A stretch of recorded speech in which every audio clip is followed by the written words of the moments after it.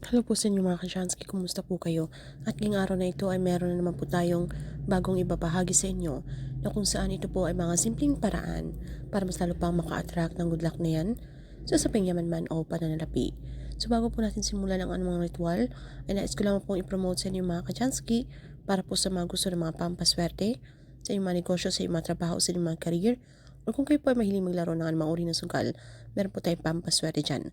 Para po sa mga interesado ay mag-PM lamang po kayo sa akin. So ito pong ritual ngayong araw na ito ay para po sa mga taong mahilig pong tumaya ng loto. So marami pong mga kababayan natin ang umaasa po na baka po sakali na sila po ay maka-jackpot.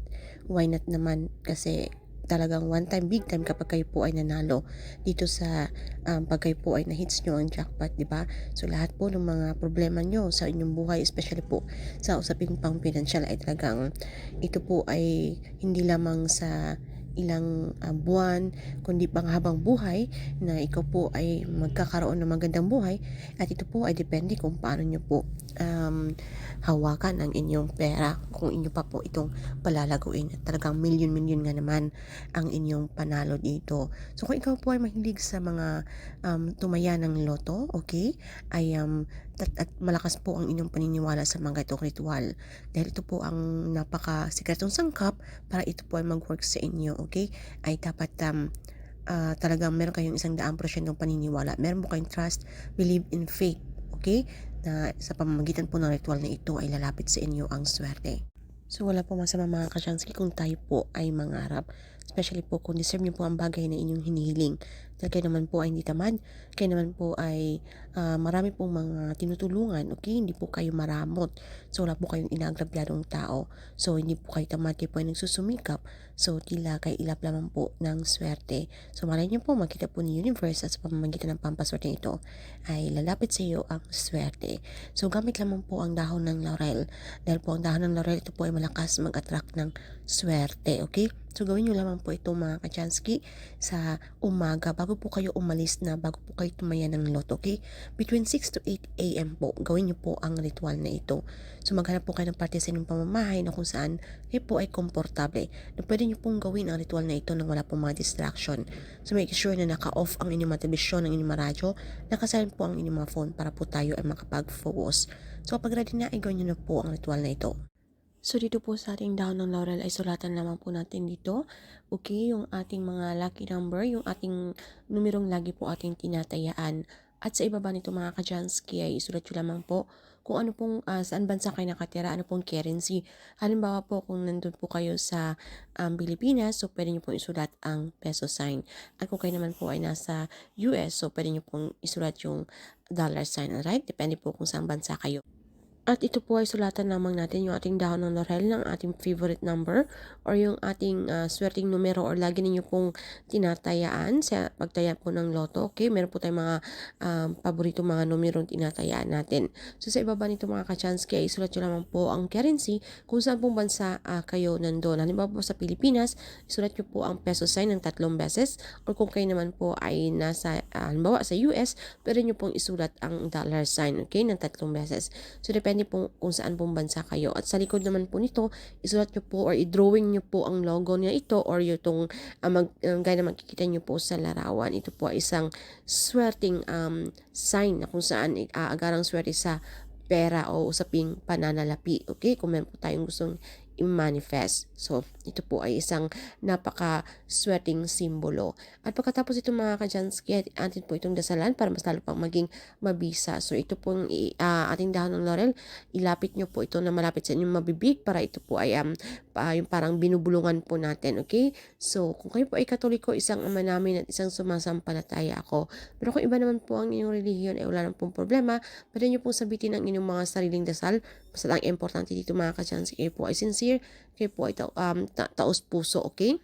kapag tayo ay nakikipag-communicate kay universe and then sabihin na po natin yung ating mga intensyon. So, kung ano po yung intensyon nyo, halimbawa pag nahits nyo po ang jackpot na kayo po ay makatulong sa mga nangangailangan, basta't kung ano po, basta't ito po ay good intention. And then pagkatapos tayo po ay maging positibo na tayo po ay i-claim, i-affirm na po natin sa ating mga sarili ang mga swerteng darating na ito sa atin. So, sabihin lamang po natin yung ating mantra, thank you universe, now I'm ready to receive the blessings. So, pagkatapos nito mga kajansky ay tayo po ay tumayo sa ating mga sa bandang silangan kung saan kayo po ay nasisikatan ng araw. So pasikatan muna natin ito ng kahit ilang minuto mga kajansky para mas lalo pang ma-activate yung energy nito dahil alam naman po natin na ang sikat ng araw ito po ay napakamaswerte. Ito po ay galing sa kalikasan. Ito po ay nagbibigay sa atin ng liwanag at ito po ay sumisimbolo ng pag-asa. So habang atin po itong pinapainitan ay kayo po ay mag-visualize, kayo po ay mag-concentrate doon po na ina-imagine nyo na po yung mga mangyayari na magaganap na kayo po ay kung ano po yung inyong gagawin, okay? Na halimbawa na hits yun na po yung jackpot, meron na po kayong yung perang inyong gustong i-manifest, so dapat tayo po ay maging positibo. So pagkatapos ito mga kachansky, kapag tayo po ay aalis na or pwede po natin itong sunugin, okay? Sunugin na po natin ito mga kachansky at yung abo nito ay inyo na pong isaboy doon sa inyong mga front door or sa inyong mga main door.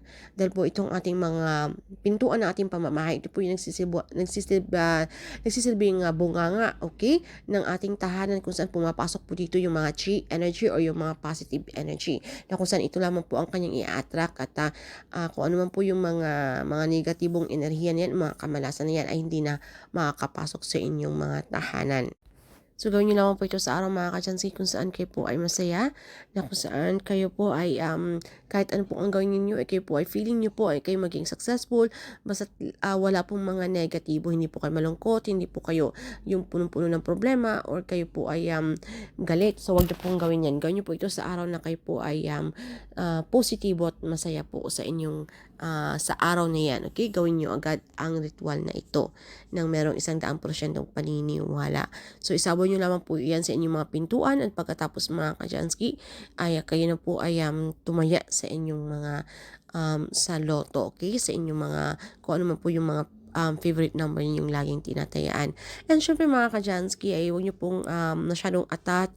Ipanatag nyo lamang po ang inyong mga sarili na meron pong iba na ginagawa naman nila yung mga pampaswerte ritual, bakit hindi pa po nangyayari? So, ipanatag nyo lang po ang inyong mga sarili at wag po natin masyadong isipin, maging komportable naman po tayo. Tandaan po natin mga kajansky na kung tayo po ay talagang deserve po natin yung bagay na yan, ito po ay mangyayari. Ibibigay po ito ni universe, okay? So habang ginagawa po natin yung mga ganito pampaswerteng ritual, ay pagpatuloy pa rin po natin yung ating pagsusumikap, tayo po ay magsipag sa ating ginagawa, mas lalo pa po nating pagsikapan na ito po ay magkakaroon ng magandang resulta dahil tandaan natin mga kajansky na sa atin pa rin ang may control at tayo pa rin po ang gumagawa ng ating kapalaran. Hindi po ibig sabihin na meron na po tayong ginagawang pampaswerteng ritual ay wala na po tayong gagawin, okay? Magiging tamad na po tayo sa ating buhay. So itong mga pampaswerteng ritual isang gabay o inspirasyon lamang para mas lalo pang lumapit ang swerte na yan. So ayun lang po ng mga kajanskit, maraming salamat sa inyong walang sawang pagsuporta dito sa ating channel. At kung meron po kayong mga katanungan o hindi mo masyadong naintindihan sa topic nito, ay pag-comment na lamang po sa ibaba. So maraming salamat sa inyo lang sa pagsuporta dito sa ating channel mga kajansky at good luck po sa inyo. See you again on our next one. Bye mga kajansky.